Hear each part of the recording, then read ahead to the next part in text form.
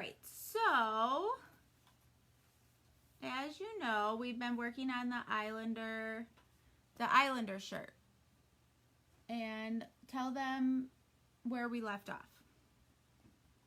2 weeks ago, we left off. Let's see. Well, we had a lot of confusion, so I'm going to go, when I get over to the sewing machine, I'm going to go back over the last couple of steps and give you a couple more tips that I didn't have my right thinking on. So here's what happened. If you missed it, I went to put the collar on, and I had not finished marking the collar. So when I put the interfacing on after I've cut the collar out, I need to go back and clip, and I didn't. So then I tried to kind of do it at last minute at the machine, and I didn't get it in the right place, so everything kind of got messed up from there. I went back over it once we got it straightened out, but I want to go over it one more time just to make sure everybody has a clear understanding, and then we'll go forward from there. But we did put a sleeve in last week as well, and that went, you know, smooth as silk, so that's not an issue. But that whole business around the inside of the collar at the neck, I just want to go over that one more time.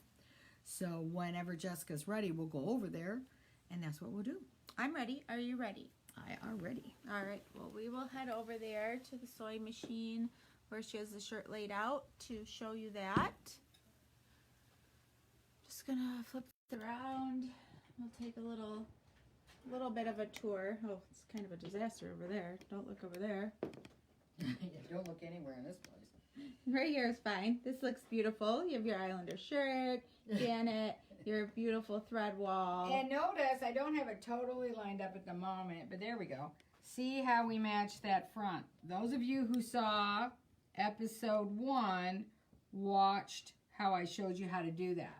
So to match this print down the front, somebody wrote a comment recently about matching the pocket versus matching the center front. In my world, you always match the center front. It's going to throw the eye off every time. So you always match this center front line. Matching the pocket is optional, but I always like to do it because it's another technique I can share with you. Plus, it does give that true resort, high-end, upscale look, because it takes an upscale effort to match all of this stuff. It's not like a quick, cheap factory that puts them out and doesn't care what the pocket is going to match or not.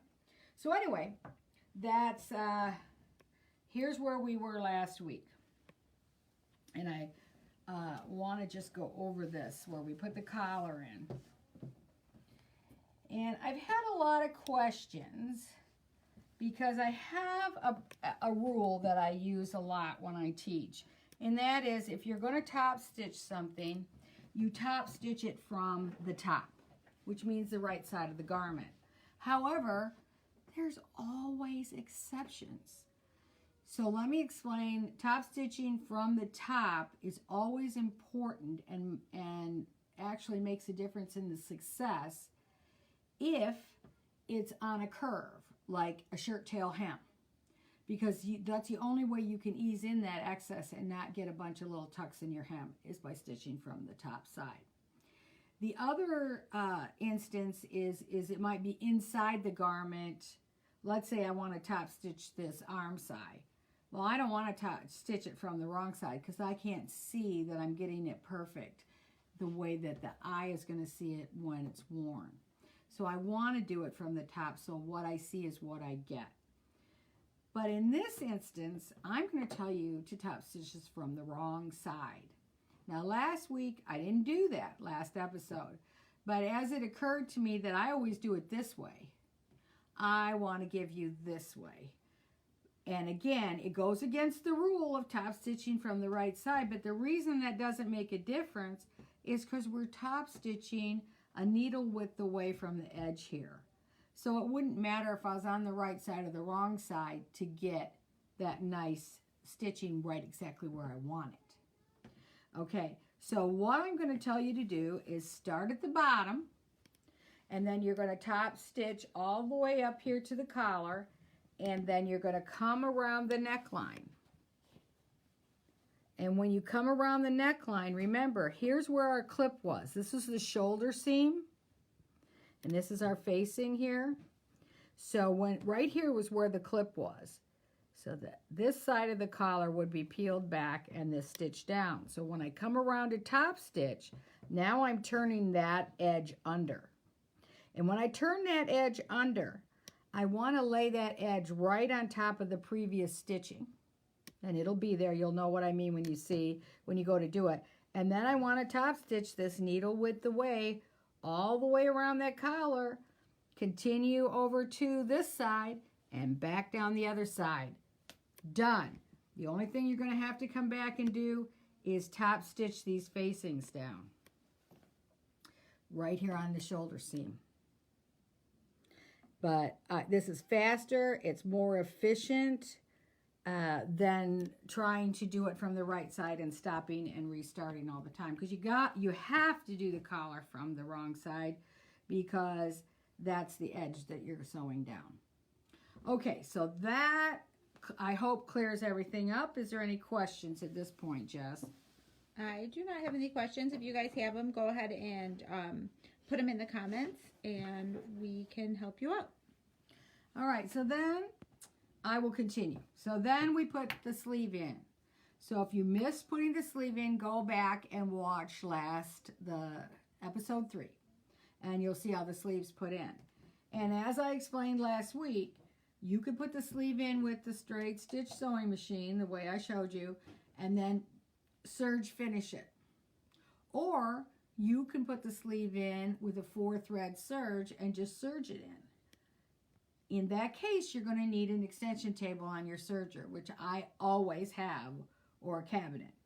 If you don't have that, you're probably better off, if you've got a nice flat surface to sew on, to put your sleeve in the first time, straight stitch, and then take it over and serge it. So those are your two choices. I like the serge if you've got the extension table because it's just one step. Otherwise, it's 2 steps for each arm side. So once we have our sleeves in, then our next step is to sew up the side seam and underarm seam. Oh, excuse me. Wait a minute. You're going to top stitch the Armscye. So let's just take a look at this, Jess. So you're going to press the seam toward the shirt, and then a needle width away, you're going to top stitch. And remember to use your clapper when you're getting ready to top stitch because it'll flatten those seams down as flat as they need to be and make your top stitching easier.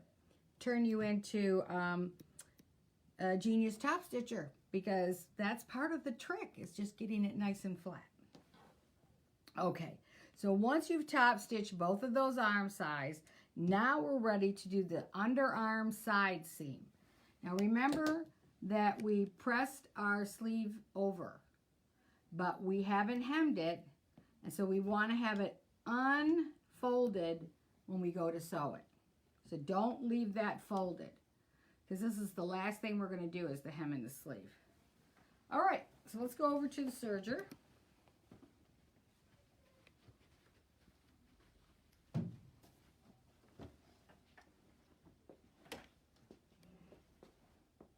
All right, again, I've unfolded the sleeve. Yeah, hold on one second. Okay.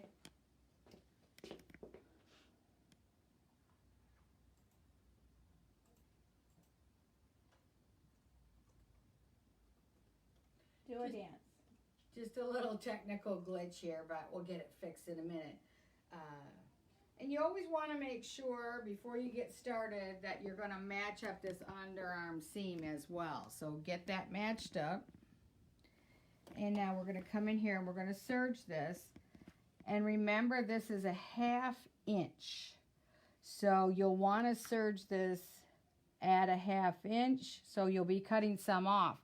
If that makes you nervous, straight stitch it first, then come and serge the raw edges together. But I think you're really going to want the edges serged. Oops, get in there.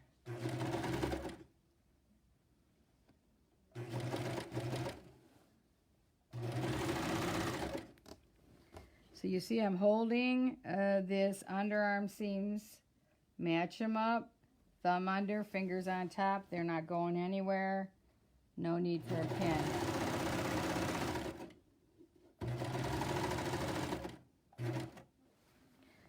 Now that's the underarm. Now we're going to come down the side seam, but remember that we have a little vent on the side seams, so we don't stitch up the whole side seam. So you should have a 1/2 inch clip down here, because that's where we're going to stop our seam and create our vent. So get those matched up.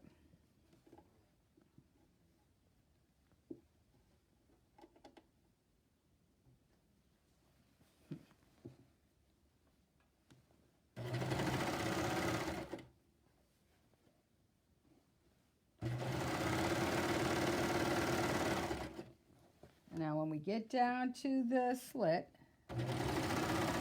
all you have to do is take both pieces and fold them over. You see that? I've got both pieces. I've got it slit. Now I just fold these out of the way so I can come down and accomplish my 1/2 inch seam. All right, so this is our side seam. We've come down that far. Now I'm going to go over and do a little pressing before I accomplish that vent. So we'll go over to the iron.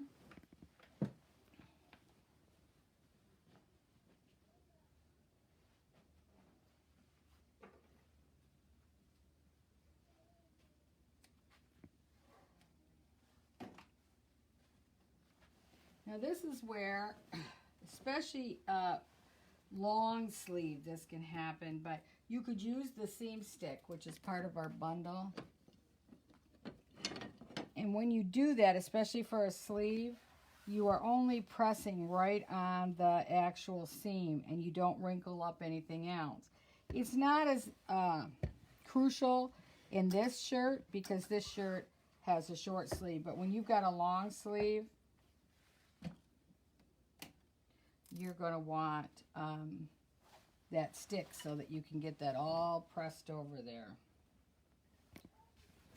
So, and of course, we press the seam toward the back.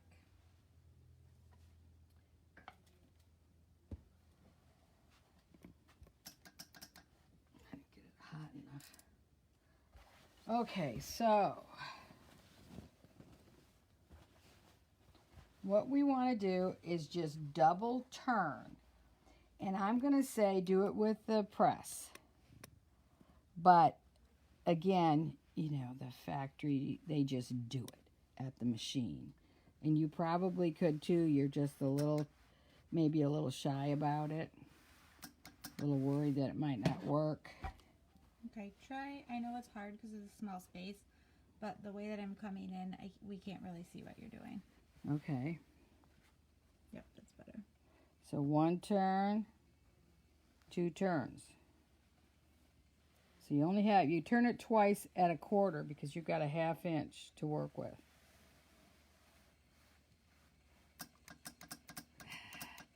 Should have turned that up earlier, but we'll make it work. Ouch.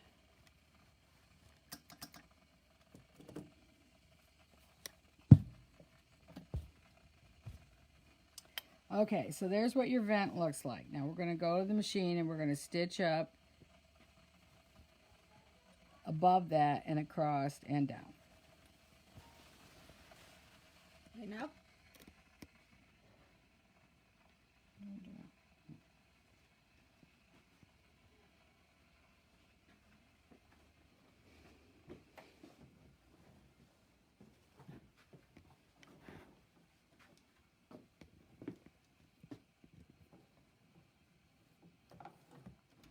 So this is definitely a needle width away. We backed up there. Remember, we always start forward and then back up 1 or 2 stitches. It's really the best and most secure way to hold a seam.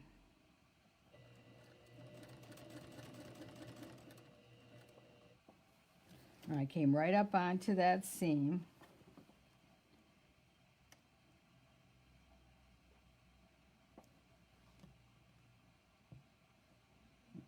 turn that blanket down there. It didn't quite act right.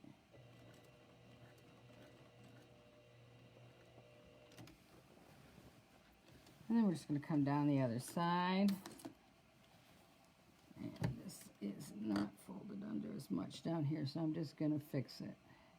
Didn't quite have my iron hot enough.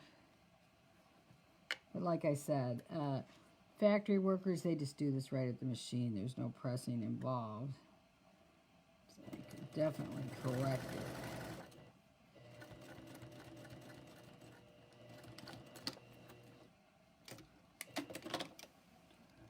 Okay, let's take a look.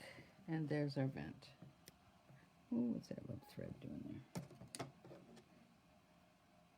All right, so then there's 2 more steps before we get to the buttonholes. I'll cut that later.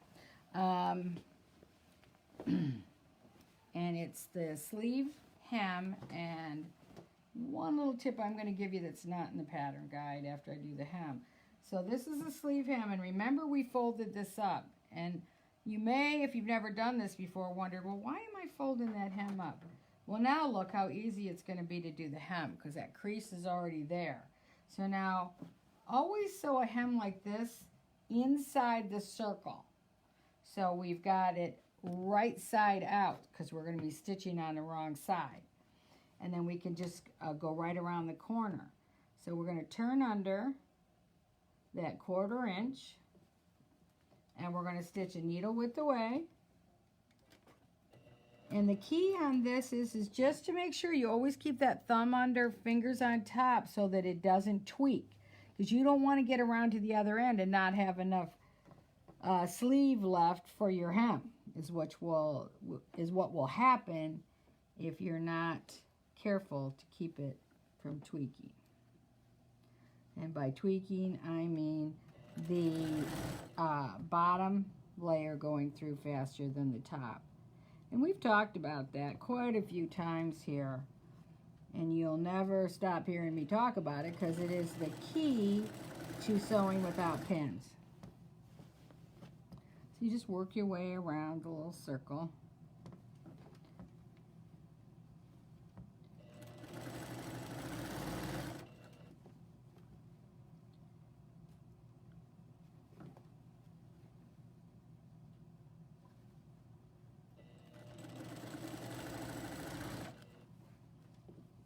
This is so easy. I really shudder to think how much time people have to take when they're pressing and pinning and basting to do this. But if you don't know how to hold it, it won't come out right. You want it to come out spot on, or you'll have a big tuck in it somewhere. So now we have our hem in. And I want you to know, I probably would have used black thread, but because all of these Hawaiian prints that we're using are kind of busy, I wanted to make sure you'd be able to see a little bit of what I was doing. I know it's difficult with this print. Now, after the hem is in, this is one tip that's not in the guide, is top stitch this seam all the way down. What seam is that? This is the side seam, underarm seam. Now, why are we top stitching that after we've serged it? We know that it's not going to fray, and we know it's not going to come apart.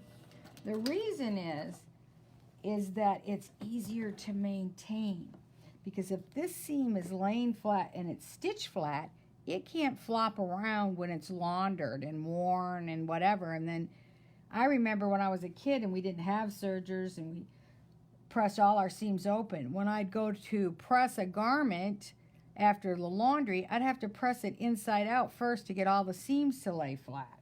So if you top stitch them down, you never have to worry about that. They'll always stay really nice and flat. They'll be easy to press, and sometimes it will be a lot less pressing. So it's worth this little bit of extra effort. I do this on long sleeve shirts too. It's just a little more trouble because the sleeve is narrow and you've got to work your way down that sleeve. make sure everything's nice and flat. And a needle width away, and that seam will go nowhere. And it's just a little extra security. It'll never rip out now. So it adds a lot to the garment as far as structure and maintenance. So there's that seam, Jess.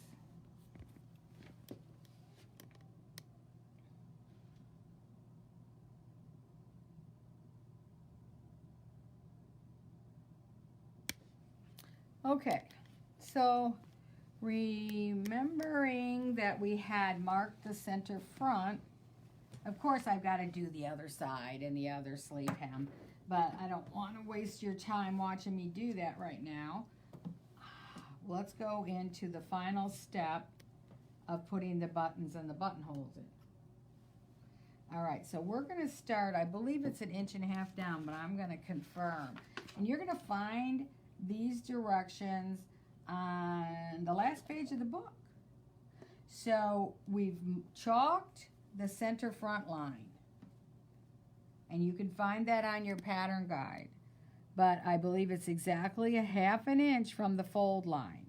So if you haven't marked it, you can, or it's kind of faded away like mine has, you can mark it. You know what, Jess? I think I left all my chalkeners over at the ironing station. Oh, wait, I got one.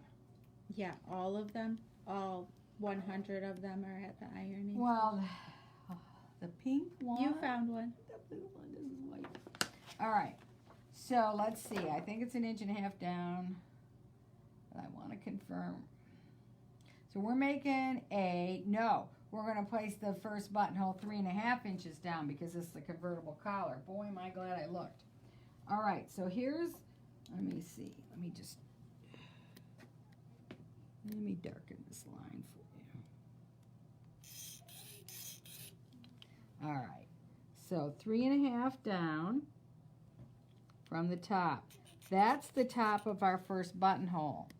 And let me mark this here. So let's see. So unfortunately, I got white. And then I know this is a 5/8 inch button, and if you bought the kit, I'm putting, for view A, I put 5/8 inch buttons in your kit. So, but you, of course, are going to do your buttonhole test, right, before you put it in your shirt. That's what we did our stitch sample for.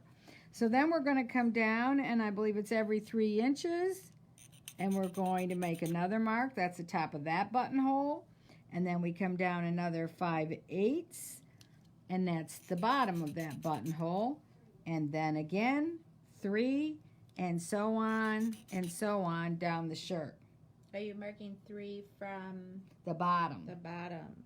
So this is 3.5 from the top of the neckline, then 5/8 for my buttonhole, then 3 inches, 5/8 for my buttonhole, 3 inches, 5/8 for my buttonhole. And remember that if you're making the shirt for a man, you want to put it on the left side. There's no difference in this pattern. Some of them there's a big difference between left and right, but in this particular casual shirt there isn't. But so many women, especially when they're making a shirt for a man for the first time, they just automatically go to the right side because that's what they're used to. So just remember, men's left side buttonholes, women's right side buttonholes. Okay. Any questions about that, anything so far?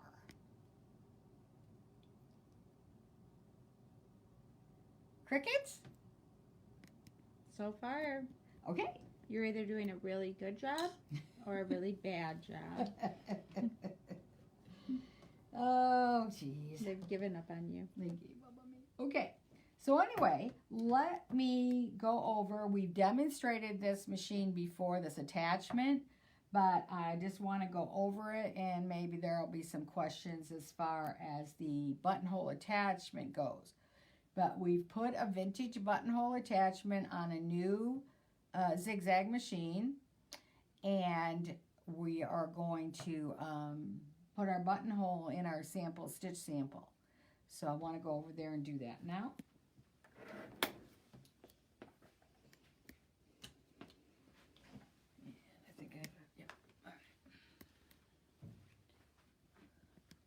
So here's our stitch sample. And remember, we use this for testing our stitch color and our stitch length and so many other things, but I always know that eventually I will need it for the buttonhole. So in this case, I'm just going to mark the bottom of the buttonhole. And generally, buttonholes are made by sewing from the bottom up, around, and back down. Now, you may do it differently, and there's lots of options.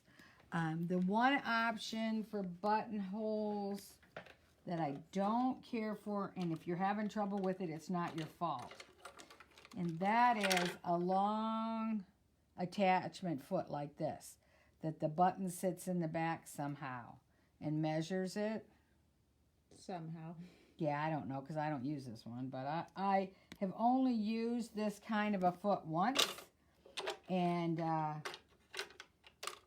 it's okay on a shirt like we're doing today, but on a shirt that has a collar stand, that won't work because it gets caught up on the edges of the collar stand where the seam allowance is, and then it won't go anywhere, so it makes a really nasty mess. And I mean nasty. All right, so this is a buttonhole attachment made by Greist, but there's many companies that made them. Back in the 60s and 70s, we used these exclusively for our buttonholes. Then some mad genius came along and said, oh, we'll just build the buttonholes into the machine. But the problem with built-in buttonholes in the machine, you may have found, or their little specialty feet, you may have found that, oh, maybe one or two buttonholes going great, and then all of a sudden, for some reason, it takes a quick left turn before it gets to the bottom of the buttonhole, or it buggers up for some reason, or one buttonhole is a little bit shorter than the rest. Well, it happens because the machine is either, when you put on those specialty feet or specialty options in the machine, it's either counting the stitches that it makes. So let's say it makes 500 stitches, I'm sure that's way too many, up the left side, then it's got to do 500 stitches going down the right side.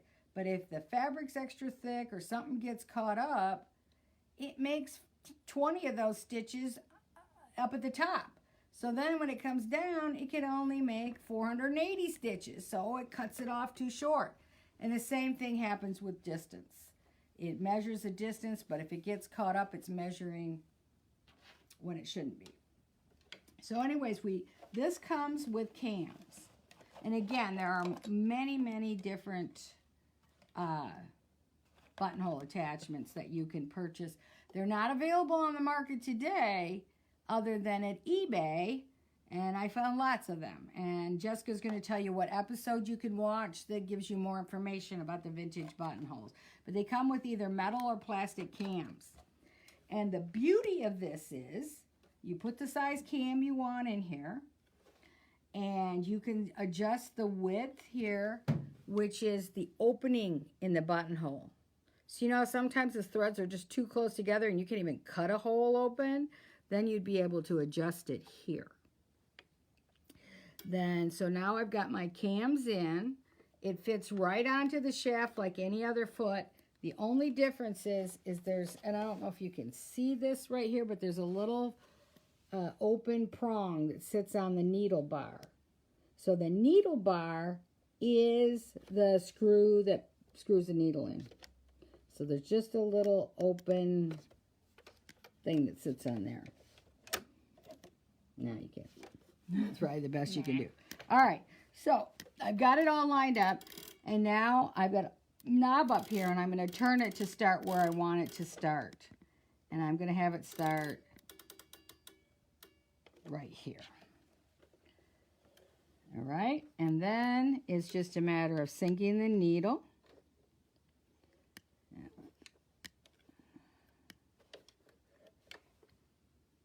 I don't know how straight I have this, but oh well. All right. And then you could go And it's just going to go up the exact amount of distance. It's not going to cut it off too short. It's not going to go too long. It'll go all the way, the full 1/2 inch. This is a 1/2 inch buttonhole, by the way. And then if you want to fill in, maybe you think it needs a little extra, you can go around a second time. And it will go in exactly the same place.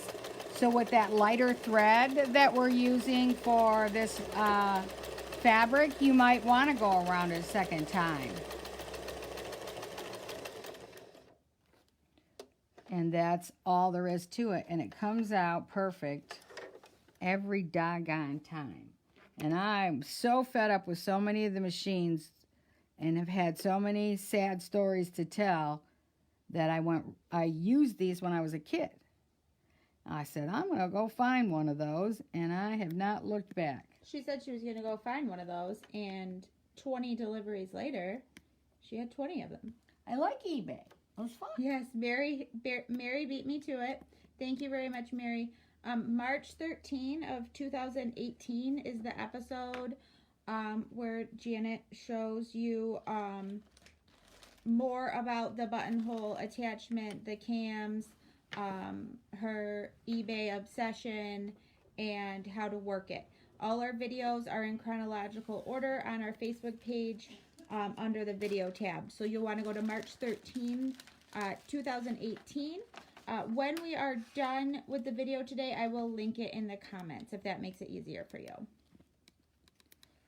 Okay. And now we have something very exciting also. This is a buttonhole cutter set. And I know somebody posted, I don't know whether it was on our page or somebody else's thread, but there were questions I noticed this week. How do you cut your buttonhole open?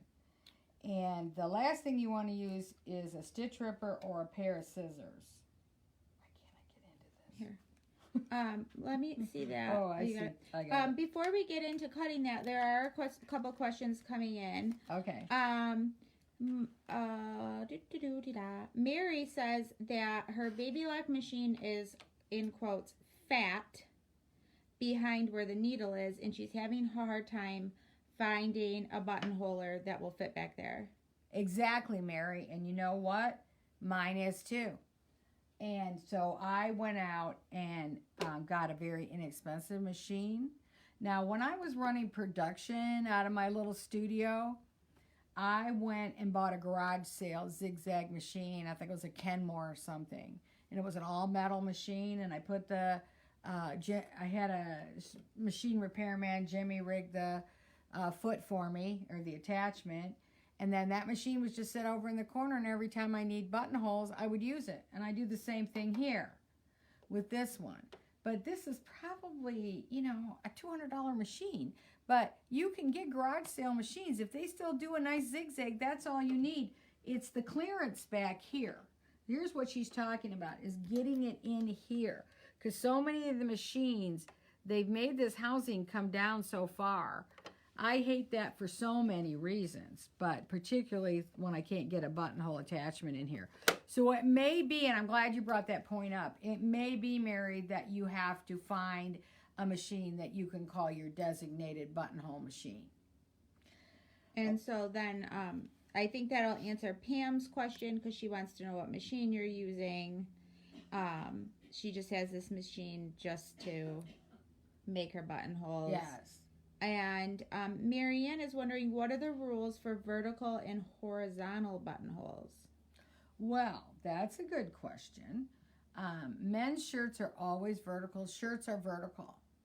They have a placket, and the placket is narrow, and the buttonholes, and that way it adjusts a little bit from this way to this way. Women's blouses often have a horizontal buttonhole, and it allows you, you know, let's say that you've got a 3/4 inch button in there. It's allowing you about 1/4 to 1/2 inch give. And sometimes that's important in a close fitting garment. Coats are always horizontal as well. But you can do whatever you want. But if you're looking to be with the norm, that's some of the rules. Okay. You know, like on a cuff, you want it to go horizontal because you do need that little give It'll give you just a little bit of room, especially if you're making it for somebody else. Give them a little bit of easement. All right, so we have been gifted buttonhole cutter set from Schmetz. I think you might have heard of that. All right, so what comes in the buttonhole cutter set is 2 cutters and a block of wood shaped like an apple. The apple is just to be cute because anything under here is going to be great. So you're going to set the block of wood underneath, and then you have a very sharp chisel blade here, and you're just going to come. A little closer? Yep. Now I think I can see. I might have wanted to make this buttonhole. Remember I talked about how maybe it's a little wider inside, but I think I'm going to get this one. And then you just push down till it goes through everything. Let's see if I got it through. Nope, I did not. There, I can hear it cutting now. And there it is. Now I might want to come back here and get a little more of that. Everybody know. But we didn't cut any threads, and we had a nice. Oh, look at it. That's really nice. Ooh, Guys, she's impressed with herself. even I'm impressed. Give her a round of applause. Woo! And this cutter is for those little eyelets. So if you ever do an eyelet, that's what that guy's for. So this is a buttonhole cutter set, which really, you can see how slick and easy that made it. And I don't believe they're expensive, but if you go to schmetzneedles.com, you can see them right there on the homepage. Now the next thing I want to give you a little tips about is sewing a button on. So when you sew a button on, you know what, let me grab a button, Jess, or you could hand me that top tray of buttons. Mm-hmm. See, she substitutes as camera, prop. Of course, she has me doing all the walking the week I broke my toe. Oh, broke your toe. Wham. Poor Jessica. Let me tell you about Jessica. Well, the good news is she's getting a payback. Yes, payback. So let me go with the larger button. All right. So when you go to sew your button on, you've got 2 options. It doesn't matter whether it's 2 or 4 hole. You can sew it on by machine, or you can sew it on by hand. But in either case, you need a spacer. So first, let's talk about sewing it on by machine. So once we've identified where the button's going to go, which is directly across in the same place on the center front as the buttonhole, then we're going to place this. So let's say, I don't know if it's chalk. Okay, this is where our button's going to go. Now you see this comes with a lot of machines, or you can buy it in the Notions wall. See, it's much thicker on this side than on this side. I would use this side if I was putting a big button on a coat. But if I'm putting a button on a shirt or a blouse, I'm going to use this side. It's just actually creating the space that you need so that when you button your garment together, it's got enough movement there that it doesn't pucker. So you're going to put this button right where you want it. And then your machine's going to come down without the foot on it. And so the little, what do I want to call it? The little shaft is going to come down and just touch this right here. Then you set your zigzag so that it's going to go through each hole. So it's this width, which really is not difficult. It takes a second. And then you go back and forth about 6 or 8 times, hit your fixed stitch or your up and down stitch that goes up and down in the same place 2 or 3 times. And then when you pull this out, your button has just enough shank underneath of it to lay nice. You can use the same thing when you hand stitch. So when you hand stitch, just slide this under there. Sometimes if I don't have this handy, I take 2 pins and cross them so that they hold it up in the air. Because you want that thread to lay really smooth on that button. You don't want it to be all lumpy or loops in it. So by having that spacer in there, you can still pull that thread nice and tight and smooth without nailing that button up against the shirt so tight that it doesn't button right. The other thing is if you're going to hand stitch you're going to hand stitch. And once you've threaded your needle, and they often say thread the needle from the thread that comes off the spool. But the thing that I learned this from Natalie Channon. I took a class online from her, and I loved it. When thread is made, it's spun really, really tight. Several fibers are spun together. So that's why we get all these curlies and loops in our thread. So she has a lot of hand sewers in her business. So when her hand sewers thread up that thread, before they start stitching, they do a thing they called loving the thread. So all you do is smooth that thread out, and you just keep doing that. And I would say 30 times might be about the right amount. I'm not sure. But if you do it enough times, pretty soon that thread is going to lay straight. And I think, you know, it could have to do with just taking the tension out of it. And it also could have something to do with the oils in your skin that might be helping it smooth it out. But then it stays straight. And then you don't get all those knots and loops as you're sewing. Okay. For your spacer, Karen is wondering, can you use the slot on the point turner? That's exactly what that's for. The slot on the point turner is a button spacer. So your button would go right here. Now this one won't work as nicely on the sewing machine, but definitely for hand sewing. This one, I think the way that it's bent and everything, it's just right for the sewing machine.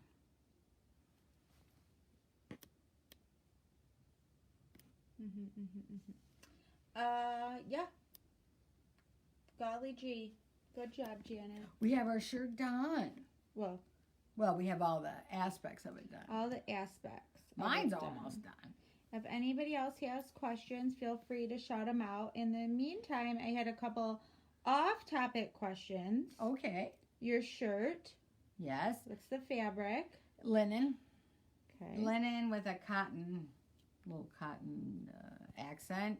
And it's the Everybody's. It's a little big on me, but I had to grab something I hadn't worn in a while. Okay. Samina is interested in your chair. Oh. She noticed the fabric on the chair. Okay. Janet, so she wants to see it. Oh. So move your booty. Janet covered these chairs. These are the ergonomic chairs. And she found this fabric at a show one time and could not live without it. So you see you have like the iconic pop culture of the 60s. I'm I'm a child of the 60s. So on here you've got Jim Morrison, you've got James Dean, I think John Kennedy, Elvis Presley, John Lennon, what's his face, Marley. What's his face? Bob Marley, Sally Fields. All kinds. It's well worn, I know. Yes, it is. And what happened was one day, and that one too I did, I took everybody's office chairs. They were starting to get a little worn, and I recovered everybody's office chairs one weekend. So there's a little project you guys might not have thought of that you can do. And somebody asked about this little cutie back here. Oh, the featherweight. That's the machine that I get my kids to use. So all the kids from 8 to 13 use that machine. I bought them a kid's machine, and it was nothing but a pain in the butt for me because I was constantly having to go over and fix it. When I let them use the featherweight, they can sew all day, and I hardly ever have to do anything. So, and the featherweight, it's a gem. It's not gonna, they can't break it. I mean, if they were terrible, but just to sew, yeah, we've got a little scrunchie factory going on here on the weekends. Don't worry, Linda, I'm not ignoring your question. We're definitely going to get to that. So I don't have any questions yet on the buttons and the buttonholer. So we can move back over to the table, you think? And we got a few additional exciting things for you. So let's see bear with me while I move quickly. All right, let's see. Gotta turn this around. Are we still here? Are we here? Okay, so Janet, let me get into the computer here.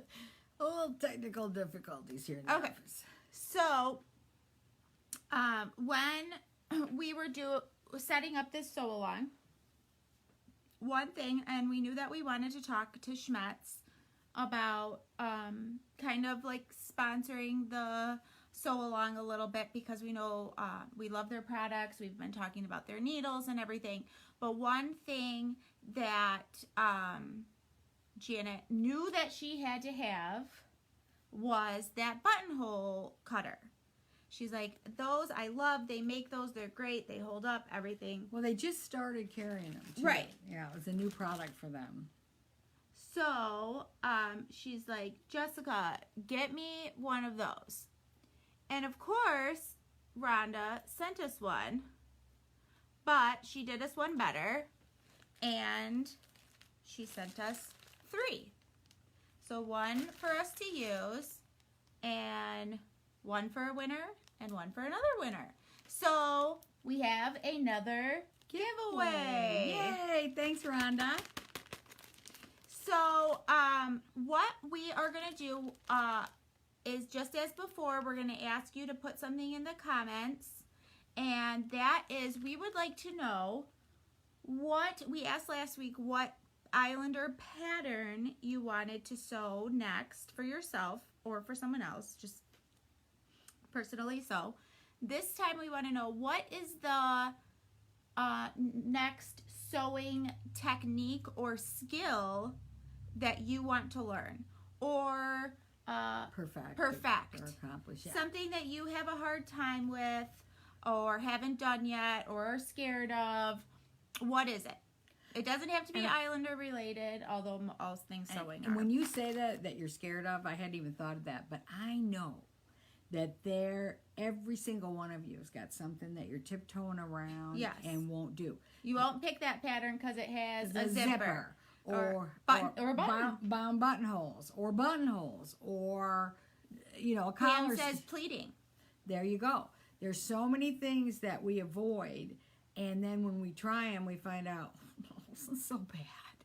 But we spend years avoiding them, and then finally are forced to do it, and then you think, oh, geez, this isn't so bad at all. So tell us. We might be able to work some programs into some tips and techniques that you're specifically want to learn, haven't had the opportunity. Okay, so I love Mary's because Janet laughs at me for this one. She would never laugh at you, Mary, but she will give me a hard time.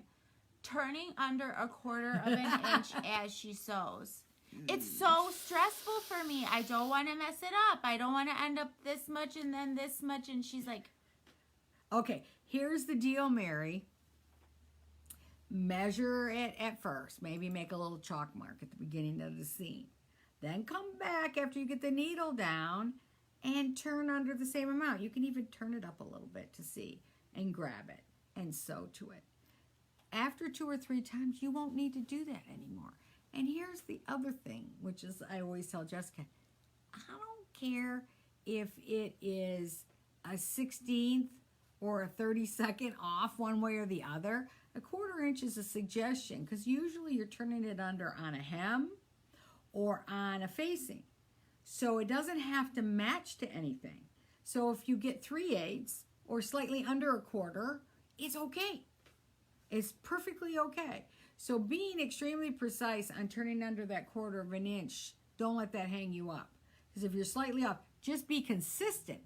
If you're not consistent, that's where you're going to have a problem. But if you're consistent and you're a 1/16 or an 1/8 one way or the other, it's okay. And I needed that permission too, because so often I know we preach about making sure your pattern is cut correctly, making sure your seam allowance are accurate and all this stuff, because you want those pieces to fit together perfectly. And if they don't fit together perfectly, it won't hang perfectly, it won't look right, and all that sort of stuff. Absolutely. So I also needed that permission on turning it under a quarter because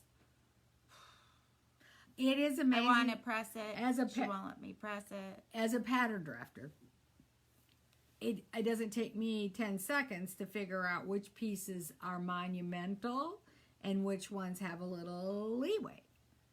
So just think it through. Does this compound have to meet another piece and be exact? If that's the case, you need to be exact. But when it's turning under the quarter, that's almost never the case. It's just a matter of having a clean edge or a folded edge to stitch on. So, relax.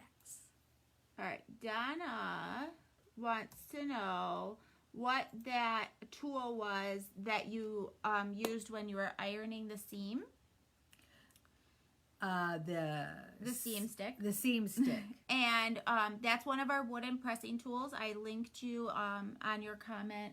Those are what we talked about at the beginning of the video that are actually on sale right now.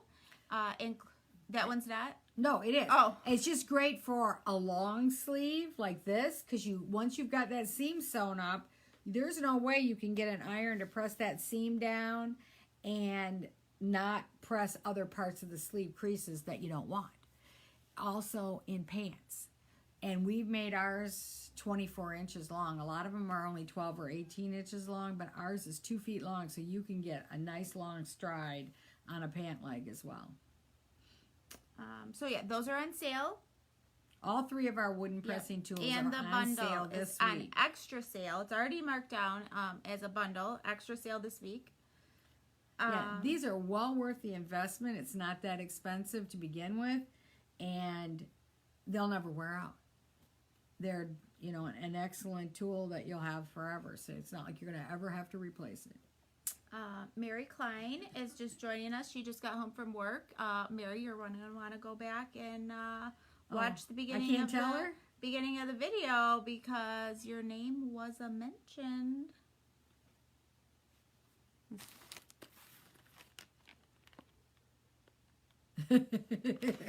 So I'm glad you're here. I'm glad you're joining us. Mary Jackson wants to know, where did you get this stand for your big press? Came with it, or you could buy it. It's reliable, and I think you can buy them separate, the press and the stand separate. Or you could buy them together. All right. Or you can buy one this week and the other one next week. I don't know. You get one for Christmas and one for your birthday. Okay, so we're done. We're done with the sew along. And we can't wait to see your shirts. We can't wait to see what you made. So just as last time, we ran a little, I don't want to say a contest because it doesn't matter. Everybody's a winner or whatever. We ran a little promotion that if you post a video of your finished photo, everybody do a Facebook Live. If you post a photo of your finished Islander shirt on our Facebook page, you will be entered into a drawing for a prize package. So we want to see what everybody made. I know some people have a little hard time. This is one thing that I will say Facebook makes hard to find sometimes, so don't feel like you are the only one. When you go to our Facebook page, you will want to click on posts. There's either, depending on what kind of device you're on, computer versus phone, iPhone, Android, whatever, it'll either be across the top, it'll say posts, or it'll be along the left-hand side, and it'll say posts. You want to click on that, and you want to get to visitor posts. And then you can post your photo. You post your photo on there. You have until December 9th to post a photo of your finished Islander shirt, and you will be entered to win. If you are having problems posting it, feel free to send us a message, and we will help walk you through it. Because I know it could be a little difficult. But I know that a lot of people figured it out last time, so hopefully it'll be easier this time. And if you can't figure it out, please contact us, because if you send it to us in an email or you put it on the messengers or something, it's not in the place where we can do the drawing. Yes. It's better. So put it. So make sure you get in to get in the drawing. Make sure you get that post. Yep. If you have to write us, we'll be happy to help And I you. know that people asked. I know that people asked how to see other people's entries, and it's the same thing. You want to go to posts, visitor posts, and then it will all of what everybody else has put on there will show up. And I know we have a lot of people share with us, other than the sew-alongs as well, different things that we've made. So it's a great source of inspiration. It's great to go see what other people are doing. There's tote bags and all kinds of interesting projects on there. But if I may, I want to say I can't wait to see those pictures. And let me tell you, I get to be the curator of all these fabrics that I choose. And then I've been hand dyeing the buttons that I've been sending you for the kits.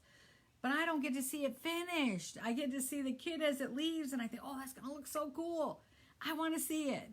So help me out. Help me out and let me see all these beautiful shirts that you're making. And you have time. You have weeks. You have till December 9th. And we'll announce the winners on December 10th. And what else? We will not be here next week for Thanksgiving break. So we hope everybody in the States has a wonderful Thanksgiving. We hope that everybody elsewhere has a wonderful Tuesday. Or Thursday is our Thanksgiving. But whatever you're doing that week, we hope it's wonderful.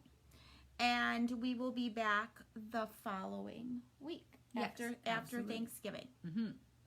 I don't think we know what we're going to be doing that week, do we? We have some lists. I think we do. Okay. All right. Well, you know you can't hold Jana to anything, so it could be a surprise for me too.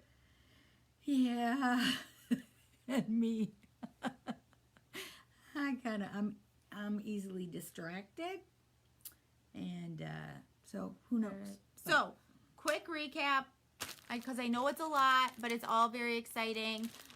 Put in the comments what skill you want to perfect or learn or work on, and you could win a buttonhole cutter set. You could, and put your Islander shirt on our Facebook page, and you could win a prize package. And we will be back after Thanksgiving. And don't forget about the sale. We got the scissor bundles, and we have the pressing tools. So be sure to take a look and maybe take advantage of those. And, yeah. And look for us the week after Thanksgiving. We'll have some new exciting things to talk about. All right. Everybody have a great couple weeks, and we will see you when we're back. Thanks so much. You make us happy every Tuesday that you come and join us. All right. Have a great time.